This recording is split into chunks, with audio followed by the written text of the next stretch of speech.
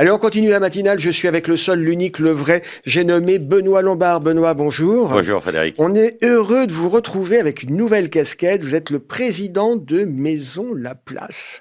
Maison Laplace, c'est quoi? Ça fait du chocolat, de la guimauve, c'est quoi? On n'est pas loin de Pâques, Ouais. mais ça ne fait pas de chocolat. Maison Laplace a vocation d'être le secrétaire général de problématiques privées. D'accord. Qu'est-ce C'est un que ça gestionnaire. C'est un gestionnaire family de- office D'accord. qui est là pour vendre des prestations de qualité en s'adossant, et c'est ça la singularité de Maison Laplace, Ouais. sur toute la compétence du groupe Cristal, où je rappelle que nous avons une cinquantaine de compétences spécifiques en ingénierie patrimoniale, en gestion financière, en actuariat, en Donc c'est- immobilier, en protection sociale, en recherche de crédit.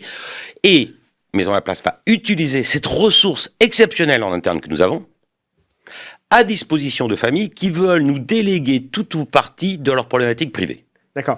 Donc c'est une structure légère, c'est une jeune structure Jeune qui structure. appartient à un groupe déjà bien établi. Exactement. Une structure agile, une petite entité, 4 family officers, qui utilisent les services du groupe à destination de familles qui n'ont pas le temps, qui ne veulent pas gérer leurs affaires Oui, oui, privées c'est parce clair. qu'elles font leur business, chef d'entreprise, ou alors elles ont cachaouté, et là, elles Oui, peuvent oui. profiter du fruit de leur travail.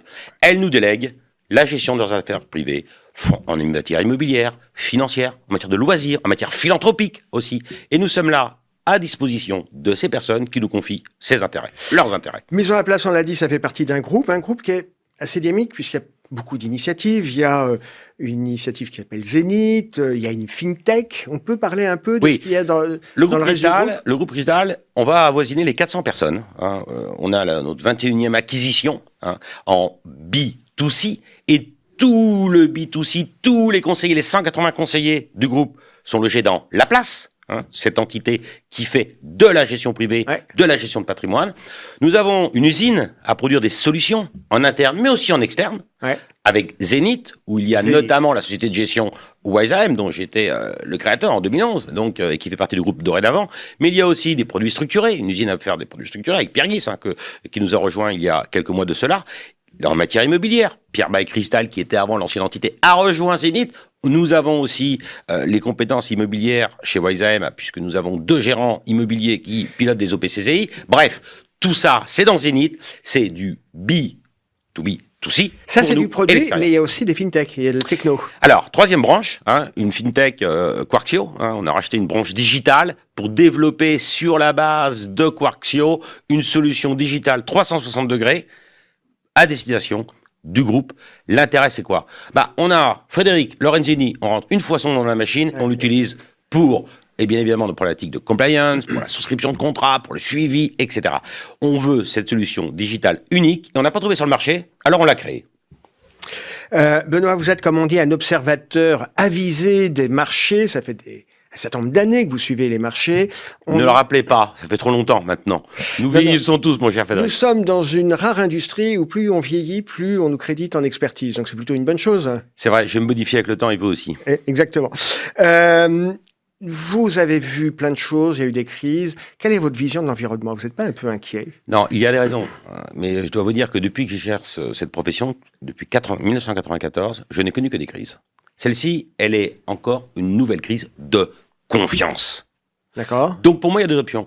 L'année dernière, je disais toujours que c'est pas la correction forte sur les marchés financiers qui m'ennuyait, sur les marchés d'actions. C'était le krach obligataire qu'on a connu. Puisqu'il y a des répercussions sur les finances publiques, il y a des répercussions sur le crédit, on le voit notamment en matière immobilière, il y a des répercussions sur les banques. SVB, c'est une crise de confiance parce que Tout le on monde ne veut est- pas est- détenir, on ne veut pas être le dernier à se refiler une mistigris Voilà. où il n'y a plus de mistigris, justement. C'était ça le problème. Cette crise de confiance, où on la résorbe, ou on la résorbe pas. C'est pour ça binaire. que les pouvoirs publics, les banques centrales sont intervenus pour renflouer, pour éviter une crise de confiance, y compris sûr. en Europe. Bien sûr. Donc on arrive à la juguler, cette Bien sûr. crise. Le métier d'une banque, c'est de transformer des dépôts court terme en emplois à long terme.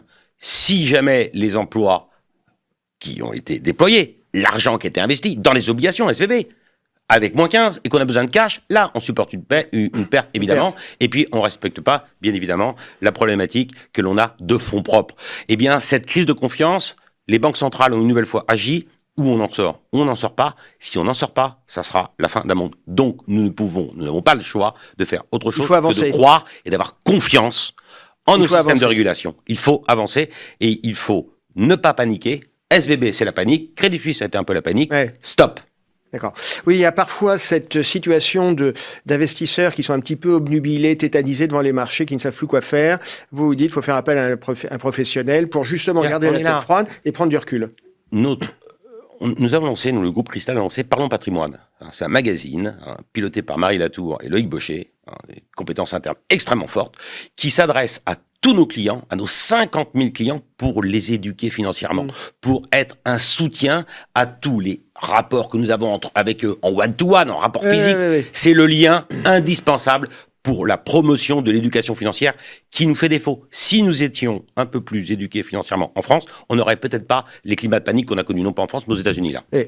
L'éducation, c'est le maître mot. Un peu plus on va éduquer les investisseurs, plus ils auront des attentes raisonnables et moins il y aura de surprises et de mouvements de panique. Exactement. C'est très clair. Je vous rejoins, mon cher Frédéric. Benoît, merci d'avoir été avec nous. On vous souhaite longue vie avec Maison Laplace. À bientôt. À bientôt.